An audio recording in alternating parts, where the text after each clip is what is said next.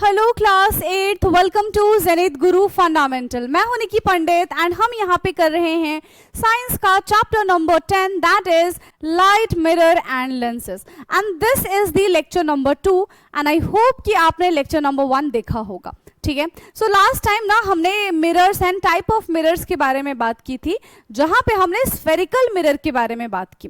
Spherical mirror में हमने concave mirror and convex mirror के बारे में बात की थी और लास्ट टाइम हमारे पास क्वेश्चन ये था कि क्या इन मिरर के लिए कोई लॉ नहीं है, क्या ये मिरर किसी लॉ से गवर्न नहीं होते। सो आंसर क्या था? यस। तो आज हम वही लॉ पढ़ने वाले हैं। ठीक है, चलिए, so let us now repeat an activity which we did earlier in grade 7, but this time we will extend it further. Do you remembering doing the activity for observing the reflections of beam of light from a plane mirror?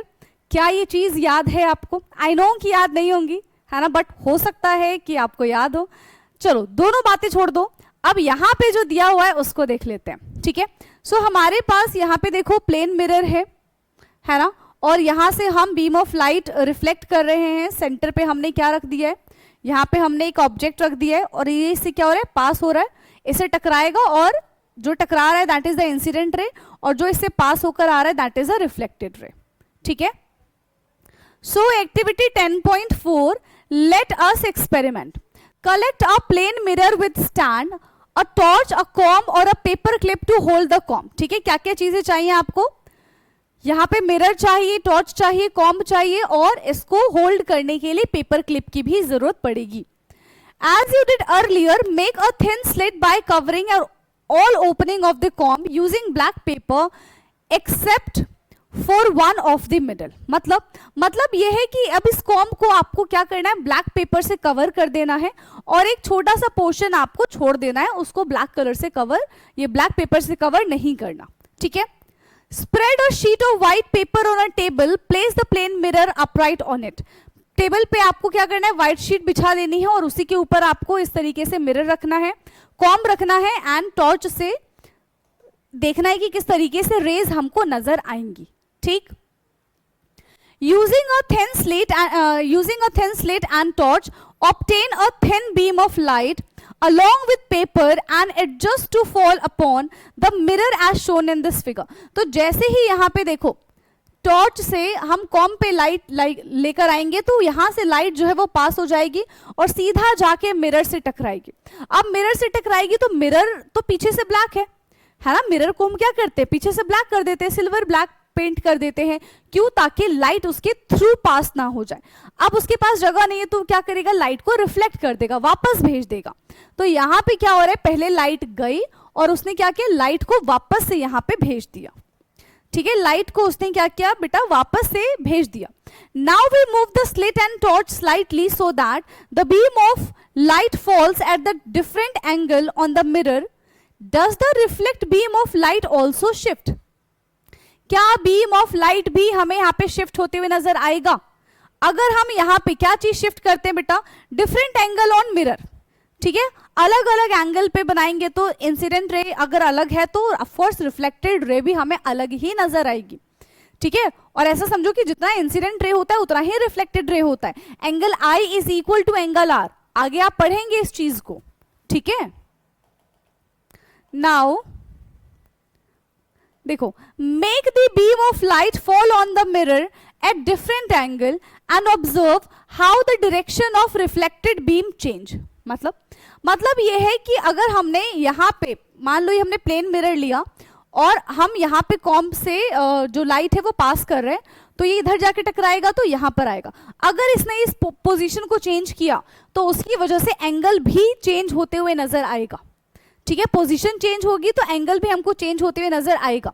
Do understand this better, let us draw this on paper step by step. ठीक है, इसको खुद से हम paper पे बनाएंगे, वो भी स्टेप बाय स्टेप।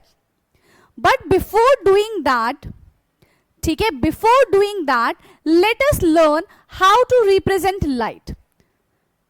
ठीक, सबसे पहले हम ये समझेंगे कि लाइट को किस तरीके से रिप्रेजेंट करना है। We often represented light by straight line with a arrow or ray। जैसे लाइट आ रही है ऐसे हमने स्ट्रेट लाइन से और यहाँ पे एरो करके हम इस तरीके से दिखा देते हैं। ठीक है, so do you remember light earlier that would travel along a straight line? Light कैसे मूव करती है बेटा? लाइट हमेशा स्ट्रेट लाइन में मूव करती है, ठीक है। कैसे मूव करती है लाइट? हमेशा स्ट्रेट लाइन में मूव करती है, ठीक है। Draw a line showing the position of plane mirror, also draw line with the arrow indicating the beam of light falling on the mirror and reflect beam of light as shown in this figure. Plane mirror पे किस तरीके से incident ray पड़ रही है वो line हमको बनानी है।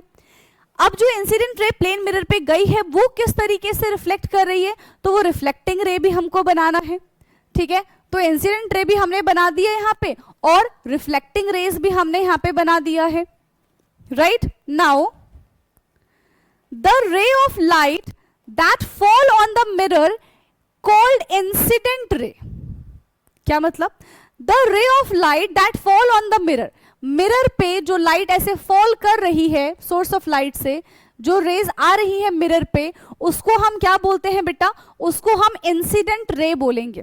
क्या बोलेंगे? उसको हम इंसिडेंट रे बोलेंगे। And the ray of light that comes back from the mirror, अब वापस से मिरर से टकरा के आ रही है, उसको हम क्या बोलेंगे? उसको हम रिफ्लेक्टेड रेज बोलेंगे। Now move the mirror from point where the incident rays strike the mirror, draw a line making an angle of 90 degree to the line representing the mirror. So यहां पे हमारे पास एंगल आई है और angle are है। हमें mirror से जिस point पे जाके सोर्स ऑफ लाइट टकराई है, ठीक है, जिस पॉइंट पे जाके सोर्स ऑफ लाइट टकराई है, ठीक है, उस पॉइंट से हमें एक नॉर्मल ड्रॉ करना है that is perpendicular to the mirror, ठीक है। एक नॉर्मल हम वहां पे ड्रॉ करेंगे 90 डिग्री का, and this line is known as normal और the reflecting surface at the point incident O. या तो इसको आप नॉर्मल बोल दो या तो reflecting surface at the point of incidence बोल दो, ठीक। Now the angle between the normal and the incident ray is called angle of incidence, ठीक है। नॉर्मल और इंसिडेंट के बीच में जो एंगल बनेगा, ठीक है, नॉर्मल और इंसिडेंस के बीच में जो एंगल बनेगा उसको हम बोलेंगे एंगल ऑफ इंसिडेंस। रिफ्लेक्टेड और नॉर्मल के बीच में जो एंगल बनेगा उसको हम बोलेंगे एंगल ऑफ रिफ्लेक्शन, ठीक है, उसको हम क्या बोलेंगे? एंगल ऑफ रिफ्लेक्शन बोलेंगे, ठीक। The angle between the normal and the reflected ray is known as angle of reflection, ठीक है। जो आ रहा है उसको हम एंगल ऑफ इंसिडेंट बोलेंगे, जो रेस टकरा के जा रही है उसको हम एंगल ऑफ रिफ्लेक्शन बोलेंगे, ठीक है। On your drawing measure the angle of incident and the reflection and note down in a table. तो अलग अलग पॉइंट के लिए आपको angle of reflection, angle of incidence and angle of reflection calculate करना है, ठीक है। अलग अलग पॉइंट के लिए आपको angle of incidence and angle of reflection को कैलकुलेट करना होगा।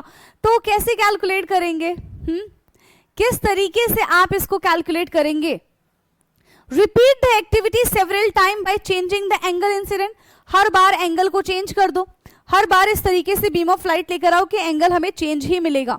Now finally let the incident beam fall on the mirror along with the normal and observe the direction of reflected beam, ठीक है। और उस पे फॉल करो मिरर से, ठीक है, मिरर पे फॉल करेंगे इंसिडेंट रे और देखेंगे कि किस तरीके से यहाँ पे रिफ्लेक्शन होते हुए नजर आ रहा है। Both the angle would be zero in case, देखो अगर जिस एंगल से जो हमारा एंगल ऑफ इंसिडेंस है अगर वही हमारा एंगल ऑफ रिफ्लेक्शन है तो इस केस में तो एंगल हमारा जीरो ही हो जाएगा, ठीक है। सबसे पहले हमने माना कि हमारे पास एंगल ऑफ इंसिडेंस है 30 डिग्री, तो एंगल ऑफ रिफ्लेक्शन कितना बनेगा बेटा? वो भी 30 डिग्री बनेगा। अगर हमने मान लिया कि भाई हमारे पास 35 है तो ये भी 35 मिलेगा। अगर ये एंगल 40 डिग्री है तो ये भी हमें 40 डिग्री मिलेगा, और अगर ये 25 डिग्री है तो ये भी हमको 25 डिग्री ही देखने के लिए मिलेगा। इससे हमको क्या समझ में आता है?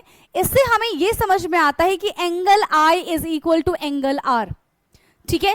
क्या चीज समझ में आती है बेटा? इससे हमको समझ में आता है angle I is equal to angle R, ठीक है। Angle I is equal to angle R, right. Angle I is equal to angle R. So do you notice that both angle in table 10.1 are nearly equal? Yes, so दोनों में हमें angle कैसे देखने के लिए मिले बेटा? सेम देखने के लिए मिले. If done carefully the experiment shows that angle of incidence is equal to the angle of reflection.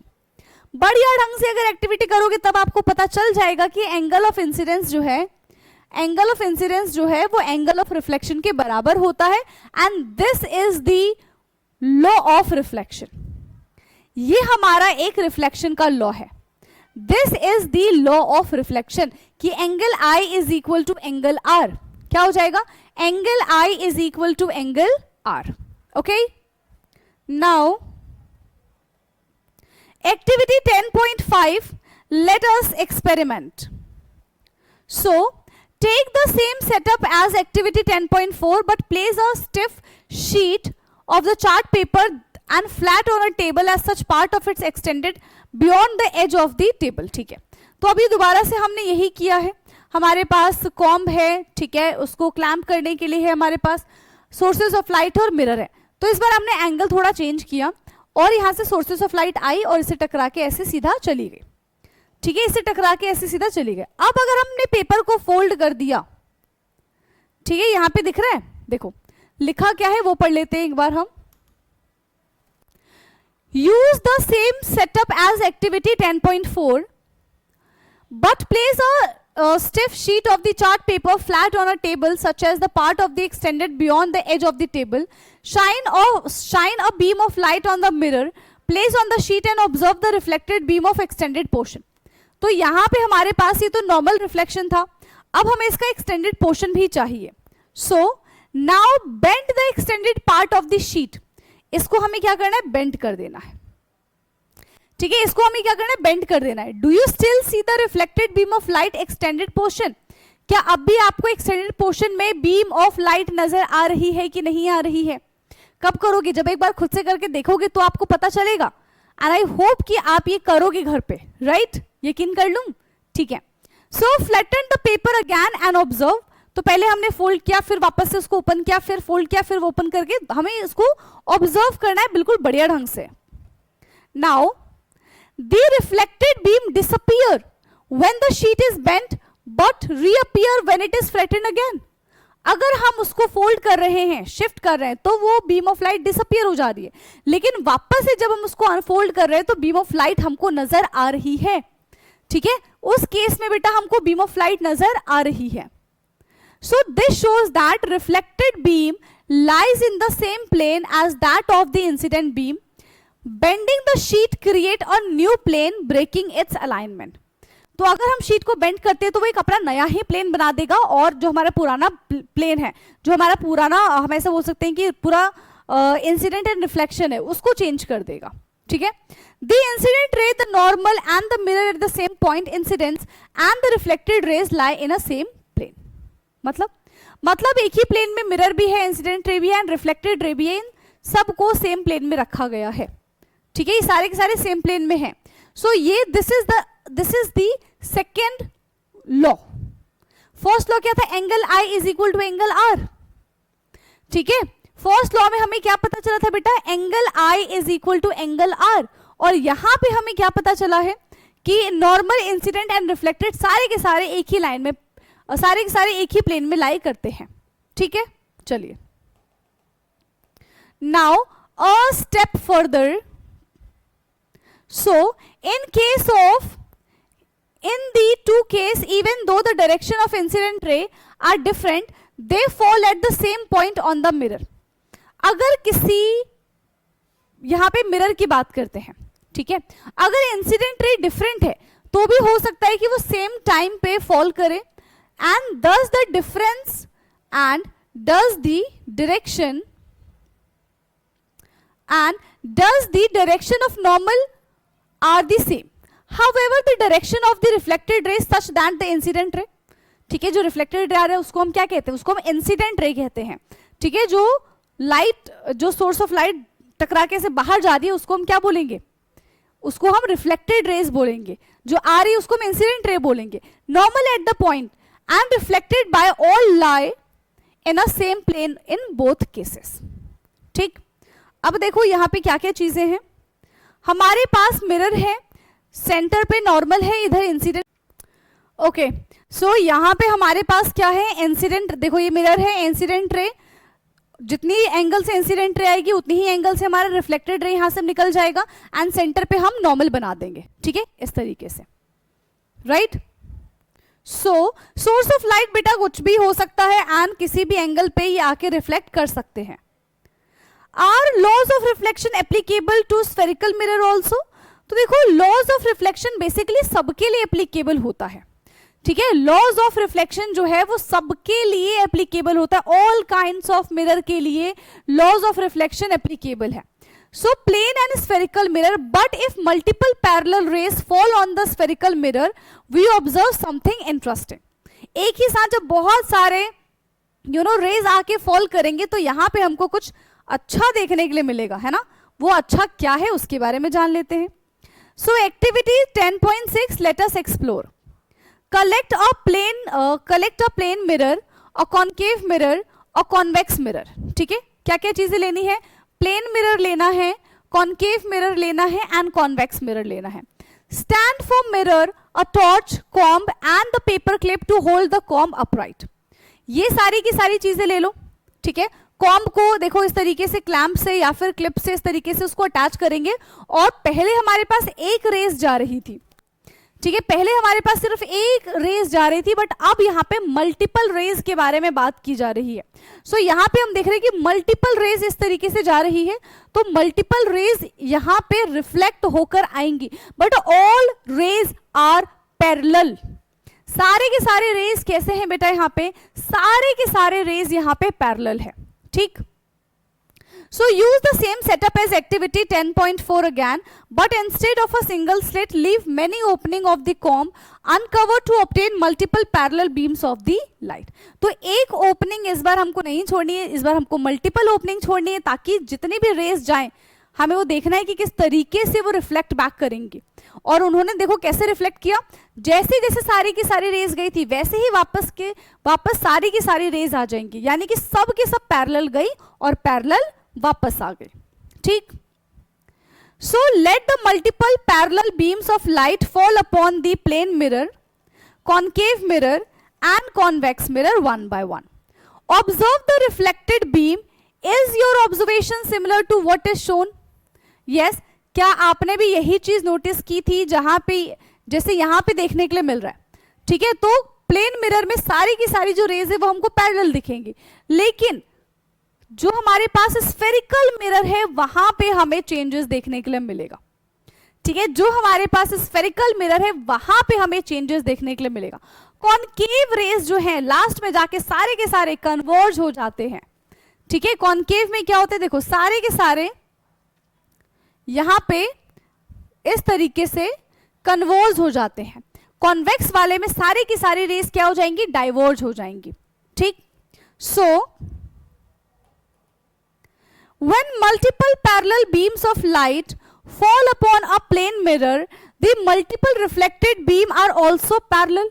Plane mirror में तो भाई पैरेलल है, पैरेलली इंसिडेंट रे आ रही है, पैरेलली रिफ्लेक्टेड रेज जा रही हैं। However, when multiple beam of light fall upon a concave mirror, the multiple reflected beam get closer.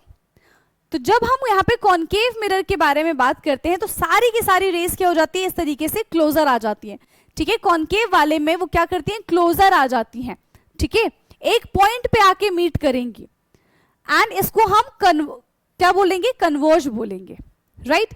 क्या बोलेंगे, इसको हम कन्वर्ज बोलेंगे। Whereas in the case of convex mirror, the multiple reflected beam spread, and इसको हम क्या बोलेंगे, diverge बोलेंगे। जब बीम स्प्रेड हो जाएगी तो डाइवर्ज, और जब बीम कन्वर्ज इस तरीके से पास में आ जाएंगी तो उसको हम बोलेंगे कन्वर्ज, ठीक है। चलो, so in case of spherical mirror, even though each ray of light follow the law of reflection, the curved surface of a spherical mirror cause the parallel beam of ray of either converge or diverge on the reflected pending to the shape of the mirror. तो सारी की सारी raise तो देखो parallel ही आएंगी, है ना। सारी की सारी रेज यहाँ पे हमें कैसी दिख रही है, पैरेलल दिख रही है, बट यहाँ पे आते आते कॉन्वेक्स वाले में वो स्कैटर्ड हो जाएंगी, कॉन्वेक्स वाले में आते आते वो डाइवर्ज हो जाएंगी, ठीक है, क्या हो जाएंगे वो, डाइवर्ज हो जाएंगे। नाउ अ स्टेप फर्दर, चलिए, so if we draw what we observe in activity 10.6 we get the figure like those shown in this। तो ये हमारा प्लेन मिरर के लिए है, सारी की सारी इंसिडेंट रे पैरेलल आई और पैरेलल गई, ठीक है। कॉन्केव वाले की बात करें तो पैरेलल आती जरूर है बट पैरेलल जाती नहीं है, वो क्या हो जाती है, कन्वर्ज हो जाती हैं। इसके बारे में बात करें तो पैरेलल आती हैं बट ये डाइवर्ज होके निकलती हैं, ठीक है। कैसे बाहर जाएंगी, वो डाइवर्ज होके बाहर जाएंगी, राइट। चलिए, now so the concave mirror, ठीक है, so the concave mirror converts the light beam while the convex mirror diverges and this indeed interesting, yes। तो यहाँ पे जो कॉन्केव मिरर है वो जो रेज आ रही हैं, है ना, कॉन्केव मिरर को वो कन्वर्ज कर रही हैं एंड कॉन्वेक्स मिरर को वो क्या कर रहे हैं, डाइवर्ज कर रहे हैं। कॉन्केव मिरर कन्वर्ज हो रहा है एंड कॉन्वेक्स मिरर डाइवर्ज हो रहा है। Since the concave mirror converge the light beam wouldn't light get concentrated in the small area, ठीक है। कॉन्केव मिरर यहाँ पे कन्वर्ज हो रहा है तो लाइट कैसे देखने के लिए मिलेगी, वैसे तो एक पॉइंट पे आके सबके सब मिलेंगे, ठीक है, but wouldn't light get concentrated in the small area. Now activity 10.7 let us explore, so safety first, है ना। So always perform this activity under the supervision of a teacher or an adult. Do not look under the sun or into the mirror, कभी नहीं, है ना, reflecting mirror में। क्यों, क्योंकि उसकी लाइट बहुत ज्यादा तेज होती है, जब वो हमारी आंखों में जाएगी so it can harm us, वो हमें हार्म कर सकती है। Focus the reflected ray only in the piece of the paper, not towards the young's face और eyes. So this is the safety. अब क्या करना है, टेक अ कॉन्केव मिरर, इस तरीके से देखो, हमें एक कॉन्केव मिरर ले लेना है, दिख रहा है, हमें एक कॉन्केव मिरर लेना है और एक शीट ऑफ पेपर लेना है या फिर न्यूज़पेपर ले लो। Hold the concave mirror direct to the light of the sun reflected, ऐसे हमें पकड़ के रखना है कि सन की रेज उस पर सीधा आएगी और रिफ्लेक्ट करके उस पेपर की तरफ जाएगी, ठीक है। Adjust the distance of the paper until you get a sharp bright spot as shown in this figure. तो तब तक हम उसको टिल्ट करते रहेंगे या फिर फिक्स करते रहेंगे जब तक इस तरीके से हमें एक शार्प पॉइंट नजर नहीं आता है, ठीक है, तब तक एटलीस्ट हमें उसको एडजस्ट करना चाहिए, ठीक है। Hold the mirror and sheet the paper steady for a few minute. Does the paper start burn produce smoking, तो यस, तो धीरे धीरे पेपर जो है वो स्मोक प्रोड्यूस करना शुरू कर देगा, यानी कि बर्न होना शुरू कर देगा। ऐसा क्यों, क्योंकि हमारे पास यहाँ पे कॉन्वेक्स मिरर है जो कि सारी की सारी सन की रेस को क्या करेगा, इकट्ठा कर देगा, कन्वर्ज कर देगा और एक ही पॉइंट पे लेकर आ जाएगा। और जब एक ही पॉइंट पे सारी की सारी रेस पड़ेंगी तो definitely they have the ability to burn, ठीक है, वो उसको आराम से बर्न कर सकता है। सो द ब्राइट स्पॉट,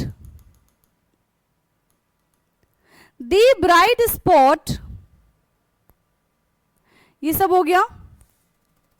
हाँ, the bright spot is formed on the paper because light from the sun after reflection from the mirror get concentrated at this point and this produce sufficient heat at this point which can ignite the paper।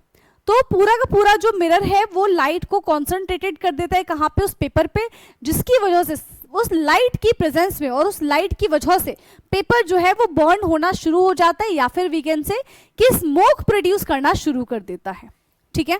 Now the last thing we will cover is a step further, ठीक है। So devices which concentrate sunlight into the small area using mirror and lens are called solar concentration, ठीक है। यहाँ पे क्या कह रहे हैं, सनलाइट को, कॉन्सेंट्रेटेड सनलाइट को एक स्मॉल एरिया में लेकर आएंगे यूजिंग अ मिरर और लेंस, तो इसको हम क्या कहते हैं, इसको हम सोलर कंसंट्रेटर्स बोलते हैं। The concentrated sunlight is used to heat the liquid, produce steam, which can also be used to generate electricity। तो यहाँ पे जब हम लिक्विड को हीट करेंगे तो ऑफ कोर्स ये एक तो क्या करेगा, प्रोड्यूस, ये हीट प्रोड्यूस करेगा, इलेक्ट्रिसिटी जनरेशन में भी इसका काम आता है, ठीक है, and provide heat to the various purpose. Solar furnace and even used for melting steels. Do you remember learning earlier chapter about electric furnace of the metal, ये मेल्टिंग स्टील पढ़ा था। हाँ, देखा था ना कि सारे के सारे जो मेटल्स होते हैं, जो कचड़े होते हैं, उनको हम एक मेटल की स्टील में डाल देते हैं, उसका टेम्परेचर बहुत ज़्यादा हाई होता है, वो सारे के सारे मोल्टन फॉर्म में आ जाते हैं, मोल्ट हो जाते हैं। बताया था ये चीज़ें, याद है? नहीं याद होंगी, ठीक है। तो यहाँ पे ना आज की क्लास के लिए हम इतना ही रखेंगे। यहाँ से आगे से 10.4 से हम नेक्स्ट क्लास में कंटिन्यू करेंगे, that is what is lens. तो अभी तक हमने जो चीज़ें पढ़ी वो थी मिरर, ठीक है। सिर्फ और सिर्फ हमने मिरर के बारे में पढ़ा, प्लेन मिरर है, कॉनकेव मिरर है, कॉन्वेक्स मिरर है, यूजेस कहाँ कहाँ आते हैं, ये सारी चीजें हमें देखनी है। तो सारी चीजें ऑलरेडी मैंने आपको बता दी है कि यूजेस एग्जाम में आते हैं, तो मेक श्योर कि जो यूजेस मैंने अभी आपको यहाँ पे बताए हैं आप अपनी नोटबुक में लिखेंगे, ठीक है। सो आज की क्लास को हम करते हैं यहीं पे समाप्त, एंड बाकी का डिस्कशन अब हम करेंगे अपने नेक्स्ट क्लास में। तब तक के लिए पढ़ते रहिए। Thank you so much and bye bye, take care.